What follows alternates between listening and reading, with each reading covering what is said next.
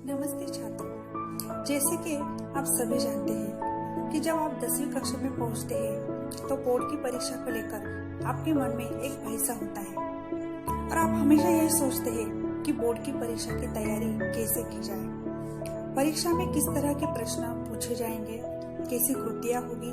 तो आज मैं हिंदी लोक भारती जो हमारी द्वितीय भाषा है उसकी कृति पत्रिका का प्रारूप समझाने जा रही हूँ, जिससे आपको परीक्षा की तैयारी करने में आसानी हो सके या परीक्षा देने में आप अच्छी तरह से परीक्षा की तैयारी करने में आप सक्षम हो सके। तो आज हम प्रश्न पत्रिका स्वरूप देखते हैं। तो इसी कृति पत्रिका में आपको कुल 80 अंकों के लिए प्रश्न पूछे जाएंगे, जिसे लिखने के लिए आपको 3 घंटे का समय दिया जाएगा। अब देखो, ये जो प्रश्न पत्रिका का स्वरूप है वह 5 अंकों में या 5 रूपों में वह विभाजित किया गया है।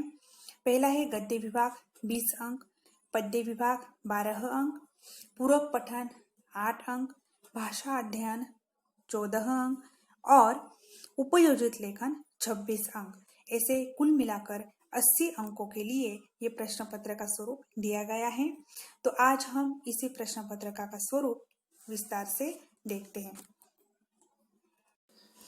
अब देखो, हमारे प्रश्न पत्र में पहला जो विभाग है गद्य विभाग, वो है 20 अंकों के लिए। इसमें 3 प्रकार के प्रश्न पूछे जाएंगे। पहला पठित गद्यांश पर आधारित, दूसरा पठित गद्यांश पर आधारित 8 अंकों के लिए, यानी 16 अंकों के लिए पाठ्य पुस्तक पर आधारित जो भी पाठ है उस पर आधारित परिच्छेद दिया जाएगा और परिच्छेद पर आधारित आपको प्रश्न पूछे जाएंगे। वह प्रश्न आपको 4 भागों में पूछे जाएंगे। पहला 2 भागों में आकलन कृति, तीसरा है शब्द संपदा। तो शब्द संपदा में आपको परिच्छेद में जो भी शब्द है उन शब्दों के, कठिन शब्दों के अर्थ, समानार्थी, विलोम शब्द, उपसर्ग, प्रत्यय, इस प्रकार के लिंग हो, वचन हो, इस तरह के प्रश्न पूछे जाएंगे। तीसरा जो है वह है अपठित गद्यांश, यानी पाठ्य पुस्तक के बाहर अन्य जो परिच्छेद है उस पर आधारित 2 प्रकार के प्रश्न पूछे जाएंगे, 2-2 अंकों के लिए। उसके लिए है 4 अंक। पहला है आकलन कृति पर आधारित प्रश्न और दूसरा जो है वह स्वमत अभिव्यक्ति। इस तरह गद्य विभाग 20 अंकों में विभाजित किया गया है। अब हम देखते हैं दूसरा विभाग पद्य विभाग, जो 12 अंक के लिए होता है। प्रश्न क्रमांक 2, पहला है पठित पद्यांश मध्ययुगीन रचना 6 अंकों के लिए और पठित पद्यांश आधुनिक रचना 6 अंकों के लिए। यानी आपके पाठ्य पुस्तक में कुछ कविताएं या कुछ पाठ ऐसे हैं जो पूरक पठन पर आधारित है, या कुछ कविताएं मध्ययुगीन है तो कुछ आधुनिक। तो पद्य विभाग में ये जो पठित पद्यांश है इसमें मध्ययुगीन जो कविताएं है उस कविता पर आधारित परिच्छेद दिया जाएगा या कविता दी जाएगी और उस कविता पर आधारित आपको प्रश्न पूछे जाएंगे। दूसरा जो है वह आधुनिक काव्य होगा, आधुनिक रचना पर आधारित जो काव्य है उस पर आपको प्रश्न पूछे जाएंगे। ये भी प्रश्न आपको 3 प्रकार से पूछे जाएंगे। पहला है आकलन कृति। आकलन कृति यानी आकृति पूर्ण कीजिए, संजाल पूर्ण कीजिए या रिक्त स्थानों की पूर्ति कीजिए, एक वाक्य में या एक शब्द में उत्तर लिखिए। इस प्रकार के प्रश्न आकलन कृति में पूछे जाएंगे। अब पठित पद्यांश मध्ययुगीन हो या आधुनिक हो, इसमें भी दूसरा जो प्रश्न है वह शब्द संपदा, यानी समानार्थी शब्द, विलोम शब्द, लिंग, वचन, कारक, प्रत्यय, उपसर्ग, इस प्रकार के प्रश्न पूछे जाएंगे। और तीसरा जो प्रश्न है कि जो आपको कविता दी गई है उस कविता का सरल अर्थ या भावार्थ आपको लिखना है। इस प्रकार के प्रश्न 3 प्रकार या 3 टाइप के प्रश्न इस पठित आधुनिक हो या मध्ययुगीन हो इस कविता में पूछे जाएंगे। अब प्रश्न पत्र में तीसरा जो विभाग है वह है पूरक पठन, जो 8 अंकों के लिए पूछा गया है। उसमें प्रश्न क्रमांक 3 पठित पद्यांश 4 अंकों के लिए और पठित गद्यांश 4 अंकों के लिए। यानी आपके पाठ्य पुस्तक में कुछ पाठ या कुछ कविताएं ऐसी है जो पूरक पठन पर आधारित है। तो पूरक पठन पर आधारित जो पद्यांश यानी कविताएं है उस पर आधारित आपको 2 प्रकार के प्रश्न पूछे जाएंगे। पहला है आकलन कृति और दूसरा है स्वमत अभिव्यक्ति। उसी प्रकार के प्रश्न पठित गद्यांश जो 4 अंकों के लिए है। तो पठित गद्यांश में आपको पाठ पर आधारित 2 प्रकार के प्रश्न 4 अंकों के लिए पूछे जाएंगे। अब चौथा जो विभाग है वह भाषा अध्ययन यानी व्याकरण 14 अंकों के लिए आपको दिया गया है। इसमें सूचना के अनुसार कृतियां कीजिए, इस प्रकार का प्रश्न सबसे पहले आएगा। तो इसमें सूचना के अनुसार यानी जो सूचना दी है उसके अनुसार वाक्य में हमें वह परिवर्तन करके वाक्य फिर से लिखना है। तो पहला जो प्रश्न है वह शब्द भेद यानी वाक्य में कुछ शब्द ऐसे हैं कि जो शब्द अधोरेखित किए होते हैं और उस शब्द का हमें भेद लिखना है। वह संज्ञा है, सर्वनाम, विशेषण या क्रिया। इस प्रकार के प्रश्न 1 अंक के लिए पूछे जाएंगे। दूसरा है अव्यय। अव्यय पर आधारित प्रश्न इस प्रकार के आएंगे कि निम्नलिखित अव्ययों का वाक्य में सार्थक प्रयोग करो या वाक्य बनाओ। तीसरा जो है संधि।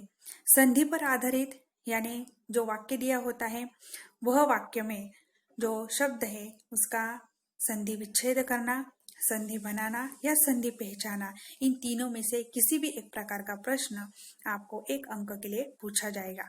सहायक क्रिया। सहायक क्रिया यानी वाक्य में जो सहायक क्रिया है तो वह सहायक क्रिया का हमें फिर से दूसरा वाक्य बनाना है या सहायक क्रिया दी होती है उसका हमें वाक्य में प्रयोग करना है। इसके लिए है 1 अंक। प्रेरणार्थक क्रिया यानी शब्द दिया होता है और उस शब्द का प्रथम या द्वितीय प्रेरणार्थक रूप हमें लिखना है। आगे मुहावरे। मुहावरे यानी मुहावरों का वाक्यों में प्रयोग करना या कोष्टक में जो मुहावरे दिए होते हैं उस मुहावरों का वाक्यों में प्रयोग करके वाक्य फिर से लिखना। इस प्रकार का प्रश्न 1 अंक के लिए पूछा जाएगा। आगे कारक। कारक पहचानना या कारक भेद पहचानना, इस प्रकार का प्रश्न आएगा। विराम चिन्ह। विराम चिन्हों का उपयोग करके वाक्य फिर से लिखो। इस प्रकार का प्रश्न 1 अंक के लिए पूछा जाएगा। आगे है काल परिवर्तन यानी वाक्य दिया जाएगा और वाक्य के आगे कोष्टक में जो सूचना दी गई है कि उस वाक्य का कौन सी काल में परिवर्तन करना है तो ये परिवर्तन करके वाक्य फिर से लिखना है। वाक्य के भेद यानी सूचना के अनुसार यानी वाक्य के रचना के आधार पर या अर्थ के आधार पर हमें जो भी सूचना दी है उसके अनुसार वाक्य में परिवर्तन करके वाक्य फिर से लिखना है। इसके लिए है 1 अंक। आगे वाक्य का शुद्धिकरण यानी वाक्य शुद्ध करके फिर से लिखना, ये भी प्रश्न 1 अंक। इसे कुल मिलाकर 14 अंकों के लिए आपका भाषा अध्ययन या व्याकरण का विभाग होगा।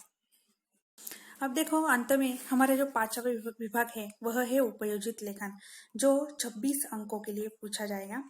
प्रश्न 5वां है, पहला है पत्र लेखन। पत्र लेखन यानी 2 प्रकार के पत्र, औपचारिक या अनौपचारिक 2 प्रकार के पत्र आपको दिए जाएंगे और पत्र का प्रारूप तैयार कीजिए। इस प्रकार का प्रश्न पूछा जाएगा यानी 2 में से किसी एक पत्र का आपको लेखन करना है। वो है उसके लिए है 5 अंक। दूसरा है गद्य आकलन, उसके लिए है 4 अंक। गद्य आकलन यानी आपको प्रश्न पत्र में एक परिच्छेद दिया होता है और उस परिच्छेद को अच्छी तरह से पढ़कर हमें कुछ महत्वपूर्ण ऐसे 4 प्रश्न हमें तैयार करने हैं। उसके लिए है 4 अंक। आगे प्रश्न 5वां ब, वृत्तांत लेखन अथवा कहानी यानी वृत्तांत लेखन अथवा कहानी यानी दोनों में से किसी एक ऑप्शन को हमें अच्छी तरह से लिखना है।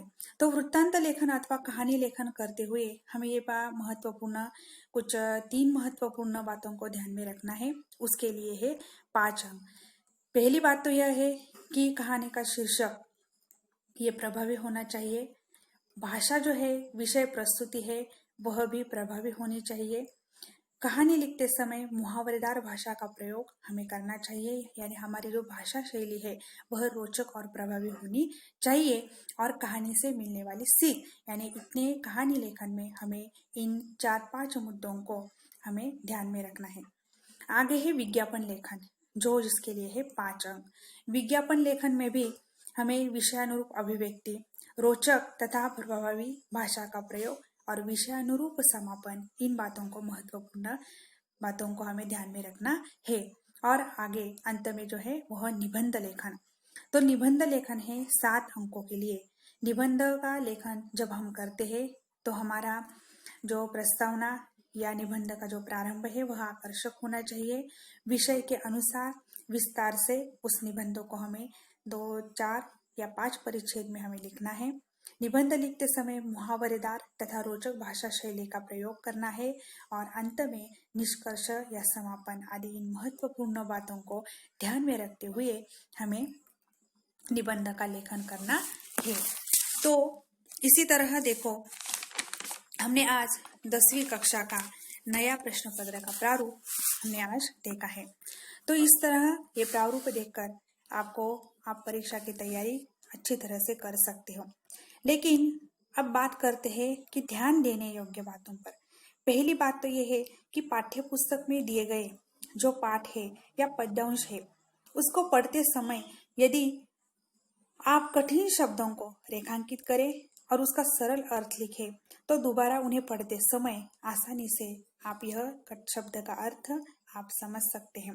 यदि व्याकरण का अध्ययन भी आपने प्रारंभ से ही शुरू किया तो व्याकरण का ज्ञान अधिक से अधिक होगा और इसलिए परीक्षा में अंत में जो उपयोजित और एक महत्वपूर्ण बात है कि परीक्षा में उपयोजित लेखन का ये जो प्रश्न है उसके लिए 26 अंक है।